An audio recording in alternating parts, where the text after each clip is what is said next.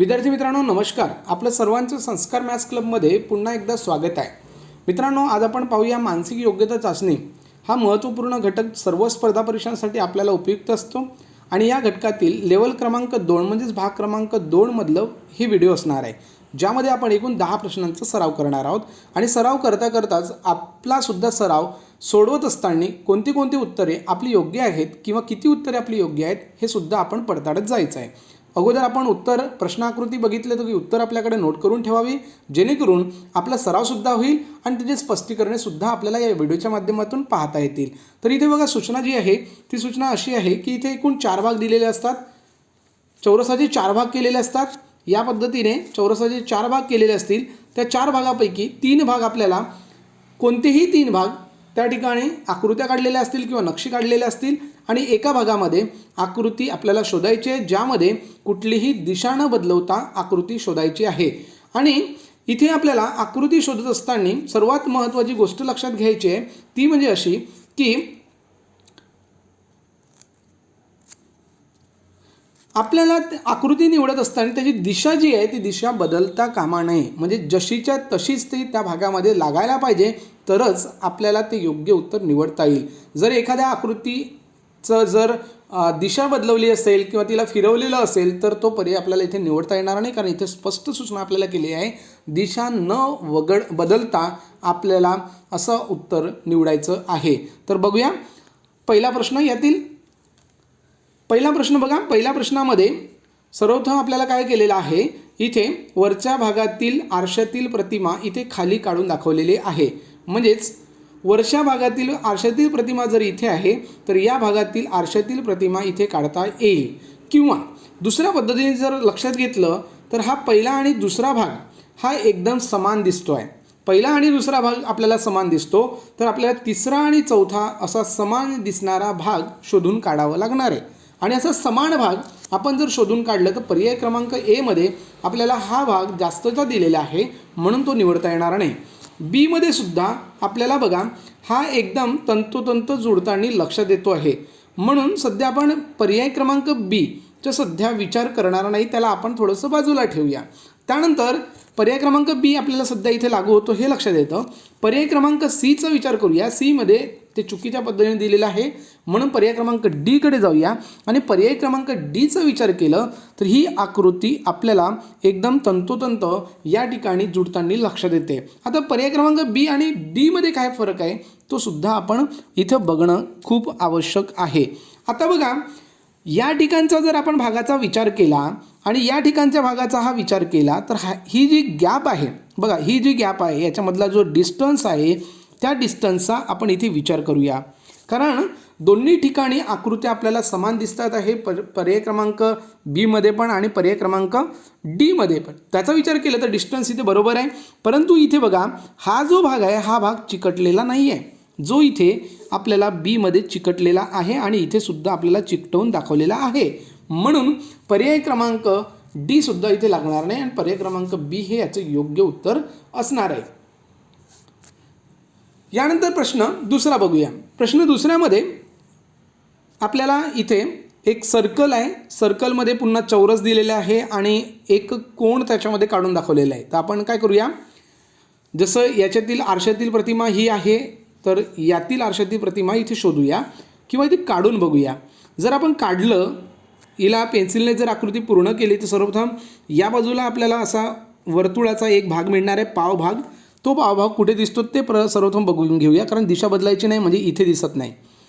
त्यानंतर बी मध्ये सुद्धा तो दिसतो, परंतु इथे हा जो भाग आहे हा असा काढलेला भाग इथे दिसत नाही, म्हणून पर्याय बी सुद्धा आपल्याला बघता येणार नाही. सी मध्ये आपल्याला सर्कल काढून दाखवलेला नाही आहे आणि डी मध्ये मात्र आपल्याला सर्कल काढून दाखवलेला आहे, ज्यामध्ये ती आकृती तंतोतंत जुळताना लक्षात येते. म्हणजेच पर्याय क्रमांक डी हे त्याचं योग्य उत्तर आपल्याला या ठिकाणी म्हणता येणार आहे.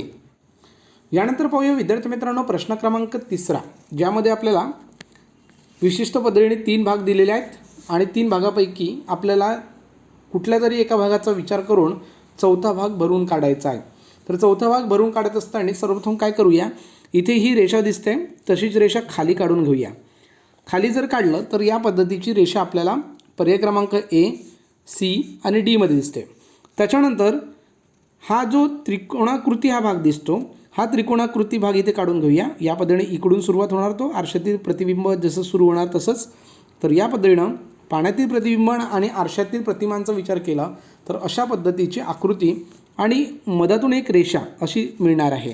म्हणजेच पर्याय क्रमांक आपल्याला ए तर आता जुळणार नाही, सी हे उलट पद्धतीने दिलेलं आहे, त्याच्यामुळे सी सुद्धा आपल्याला जोडता येणार नाही. म्हणजे पर्याय क्रमांक डी हे एकमेव उत्तर इथं उरते आहे, जे या बाजूला टोक उजव्या बाजूला टोक असणारी आकृती आपल्याला निवडायची आहे. कारण इकडची या आकृतीचा टोक उजवीकडे आहे, म्हणून खालच्या पण आकृतीचा टोक उजवीकडे असला पाहिजे.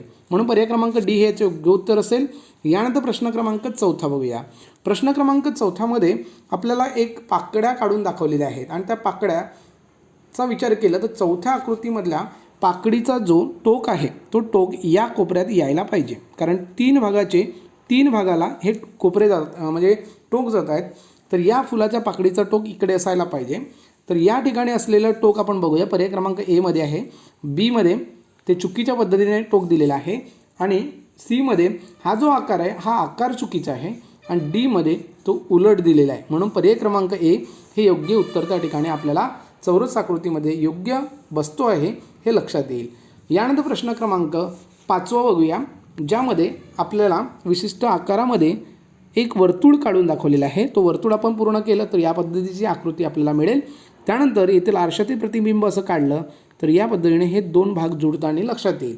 तर अगोदर आपण पाव वर्तुळ वरच्या कोपऱ्यामध्ये पाव वर्तुळ कुठे कुठे दिसते ती एक बाब शोधून घेऊया. तर ए मध्ये दिसत नाही, बी मध्ये दिसते, सी मध्ये खालच्या भागाला वर्तुळ दिसतो तो इथे, म्हणून सी पण घेता येणार नाही आणि डी मध्ये तर वर्तुळाचा भाग काढलेलाच नाही आहे, म्हणून पर्याय क्रमांक बी एकमेव उरतो. म्हणून पर्याय क्रमांक बी आपल्याला योग्य उत्तर म्हणता येईल. यानंतर प्रश्न क्रमांक पुढचा 6 बघूया. इथे थोडासा आकार कठीण जरी असले तरी पण अतिशय सोप्या पद्धतीने आपण हे उत्तर काढू शकतो आहे. बघा इथे काय करायचं आहे, सर्वप्रथम या चौकोनाचा विचार करूया. या चौकोनाचा विचार केला जसं इकडे या बाजूला 2 चौकोन आहेत तसेच आपल्याला इथे खालच्या भागाला अशा पद्धतीचा एक चौकोन दिसला पाहिजे. आता तो चौकोन आपल्याला डाव्या बाजूला दिसला पाहिजे की उजव्या बाजूला, तर आपण लक्षात घेतलं तर हे 2 जवळजवळ आहेत, म्हणजेच इथले 2 चौकोन हे जवळजवळ असणार आहेत.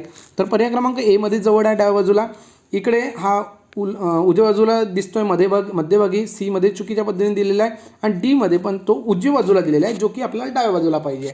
आणि हा चौकोन फक्त डाव्या बाजूला आपल्याला दिसणारा पर्याय ए मध्ये दिसतो, म्हणून पर्याय क्रमांक ए हे 6व्याचं उत्तर असेल. यानंतर प्रश्न क्रमांक 7 बघूया. 7वा प्रश्न जर आपण बघितलं तर इथे छोटे छोटे चौरस काढून दाखवलेले आहेत आणि ते चौरस आपण पूर्ण केले तर इथे आपल्याला अगोदर ही रेषा आणि ही रेषा पूर्ण करून घ्यावे लागेल. 2 रेषा त्या ठिकाणी जुळवून घ्यावं लागेल आणि इथे मध्यभागी एकामेकांना जुळल्यानंतर इथे एक छोटासा त्रिकोण तयार होईल. असा बघा छोटासा त्रिकोण काटकोणामध्ये तयार होईल. असा कोपऱ्यात काटकोणात त्रिकोण असलेला पर्याय ए मध्ये दिसत नाही, बी मध्ये सुद्धा दिसत नाही, सी मध्ये दिसतो, परंतु हा आकार जो आहे तो आकार खूप मोठा आहे, म्हणून पर्याय क्रमांक डी हे एकमेव उत्तर आपल्याला मिळेल ज्या ठिकाणी त्रिकोणसुद्धा दिसतो. आणि याला जर आपण पूर्ण जर आकृती केली तर इथे ह्या 2 रेषा सर्वप्रथम आपल्याला काढाव्या लागतील या पद्धतीने. त्यानंतर हे जोडून घ्यावं लागेल इथे आणि इथे सुद्धा ह्या मध्यभागून कर्ण जाणार आहे. तर असा पर्याय आपल्याला पर्याय क्रमांक कुठे दिसतो डी मध्ये, म्हणून योग्य उत्तर हे त्याचं म्हणता येईल. यानंतर विद्यार्थी मित्रांनो प्रश्न क्रमांक 8 बघूया. प्रश्न क्रमांक 8 मध्ये आपण जर लक्षात घेतलं तर हे 2 आकार समान दिसतात, म्हणजे एकाच टोकाला आणि एकाच बाजूला दिसतात आहे डाव्या बाजूला. तर आपण तसाच विचार याचा करूया. याचा विचार आपण केलं तर इथे सेम आकृती दिसायला पाहिजे आणि तशी सेम आकृती पर्याय क्रमांक ए मध्ये दिसत नाही, जो की तो टोक घड्याळाच्या 3 या अंकावर असला पाहिजे. बी मध्ये तो अंक 9 वर असताना टोक आहे तो 9 वर असताना लक्षात येईल. सीचा जो टोक आहे तो 12 वर लक्षात येईल आणि डी हा एकमेव असा लक्षात येतो की जो उजव्या बाजूला आहे 3 वर आहे असं म्हणता येईल, म्हणून पर्याय क्रमांक डी हे त्याचं योग्य उत्तर आहे. यानंतर प्रश्न क्रमांक 9 बघूया. प्रश्न क्रमांक 9 मध्ये सर्वप्रथम आपण हा भाग इथून पूर्ण केलं तर या रेषेला जोडून, या रेषेला जोडून इथे एक वर्तुळाकार वक्ररेषा अशी तयार होईल आणि तिला जोडून दुसरी रेषासुद्धा आपल्याला त्या ठिकाणी काढावी लागेल, ज्या पद्धतीने बाकीच्या भागामध्ये काढून दाखवलेला आहे. तर इथे पर्याय क्रमांक ए मध्ये तो खालच्या भागाची आकृती दिलेली आहे, इथली आकृती दिलेली आहे, आपल्याला वरची आकृती शोधायची आहे. बी मध्ये ते योग्य पद्धतीने दिसते, सी मध्ये ते उलट दिसते, जे या पर्यायात दिलेले आहेत ते दिसते, म्हणून ते चुकलेलं आहे सी मधलं. आणि डी मध्ये सुद्धा चुकीच्या पद्धतीने दिसत आहे, म्हणून पर्याय क्रमांक बी हे योग्य तंतोतंत जोडणारी आकृती त्या ठिकाणी मिळणार आहे. यानंतर या स्वाध्यायातील सर्वात शेवटचा प्रश्न बघूया. प्रश्न क्रमांक 10. यामध्ये 10व्या प्रश्नामध्ये सर्वप्रथम आपण वर्तुळाचा विचार करूया. तर वर्तुळाला आपण पूर्ण केलं तर हा वर्तुळाचा भाग इथे मिळेल. त्यानंतर या कर्णाचा विचार करूया. हा कर्ण आपल्याला इथे जोडून घ्यावा लागेल आणि इथे चौरस असा तयार करावा लागेल. आता हा पर्याय कुठे दिसतो हे शोधायचं आहे.